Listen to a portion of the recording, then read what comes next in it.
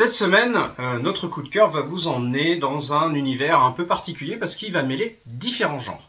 D'un côté, vous allez avoir justement cette ambiance un petit peu classique, d'histoire de vie, avec un côté un petit peu polar aussi, mais aussi on va tout doucement aller vers, comment dire, une histoire un petit peu fantastique. Alors pourquoi un peu fantastique? Parce que justement les personnages ne sont pas totalement anodins, pour ne pas dire normaux. Alors déjà c'est quoi cet album? Mais tout simplement c'est Épouvantail.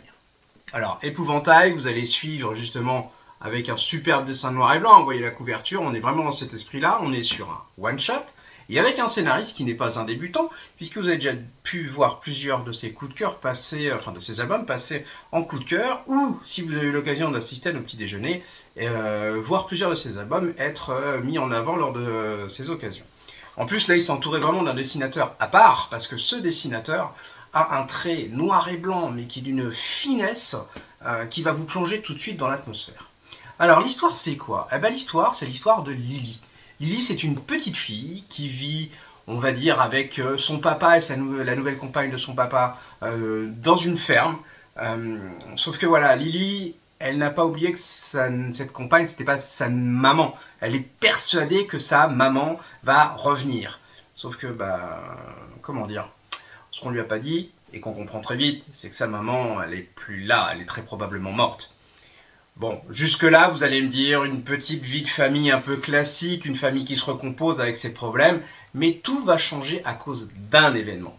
Pas n'importe quel événement, un accident. Un accident qui va se faire au détour d'un champ, et un champ un petit peu particulier, puisque ce champ, c'était le champ de la mère de Lily. Et au sommet de ce champ, dominé par une petite colline, se trouvait, ou se trouve en l'occurrence, un épouvantail.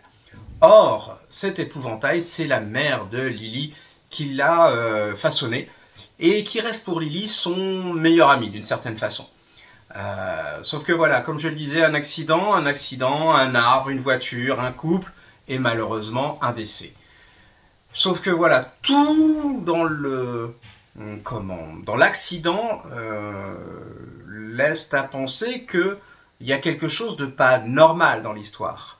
Et une histoire qui va se renforcer quand on sait que Lily et l'épouvantail parlent, discutent. Car oui, l'épouvantail vit, en tout cas pour Lily.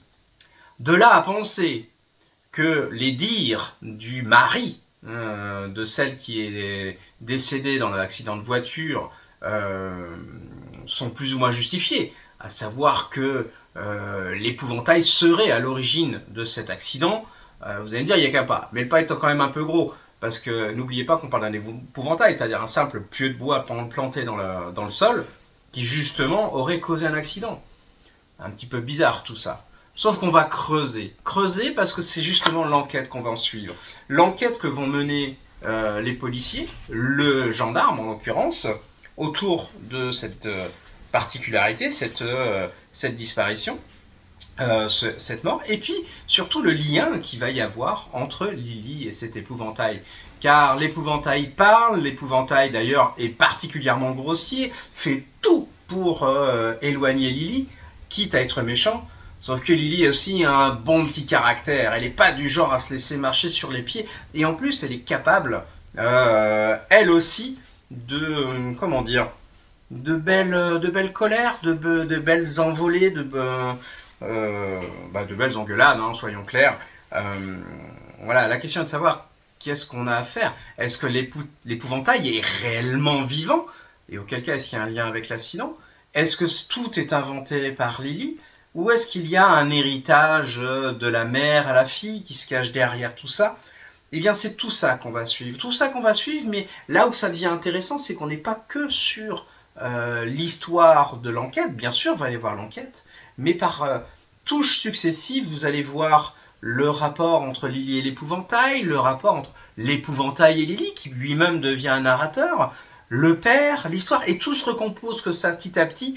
Vous allez penser à un premier temps que l'accident est un prétexte, puisqu'on va l'oublier un temps, mais on va repasser dessus, revenir, ce qui fait que tout ça sont des pièces qui petit à petit s'assemblent pour former un tout. Franchement, c'est très surprenant, c'est vraiment très bien fait. On se régale vraiment avec cette histoire, on se laisse bercer. Il y a un côté léger et tendre, et en même temps, il y a beaucoup de dureté, il y a beaucoup de puissance dans ce récit. Un petit côté comment effrayant par moment, mais sans tourner complètement dans le fou et le fantastique. Vous serez toujours à la frontière, j'oserais dire à la frontière du réel, et les auteurs ont vraiment joué avec ça. Et le noir et blanc est justement parfait pour ça. Sauf que derrière tout ça, vous allez suivre de vraies raisons et de vrais motifs à ce qui s'est passé. Donc franchement, je vous conseille de le découvrir parce que c'est pas forcément quelque chose vers lequel on se destine naturellement. Quand on aime le polar, on se dit ouais mais il y a du fantastique, ça va pas me plaire. Franchement, vous allez voir, c'est super bien équilibré. Vous pouvez tenir compte du fantastique ou pas, mais en même temps, il y a beaucoup d'humanité dans ce récit. Il y a beaucoup de perspectives. C'est vraiment, un bon moment de lecture passé et avec vraiment beaucoup de richesse qui donne envie de le relire. Donc moi, je vous conseille franchement de le découvrir. Comme d'habitude, hein, si vous voulez en parler, vous savez où nous trouver. Hein. En attendant, je vais vous souhaiter une bonne découverte, une bonne lecture et comme d'habitude, à bientôt. Allez, au revoir.